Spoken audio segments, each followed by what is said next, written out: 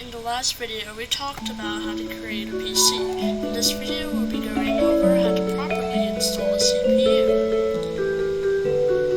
As you can probably tell, we are using a Intel with an AMD socket. This will not work. You should use the proper CPU for your proper socket, or the other way around. But you should take the gold corner of your CPU and put it into the marked corner on your socket, making sure to lift the retention arm before insertion, and then putting it back down to lock it in place.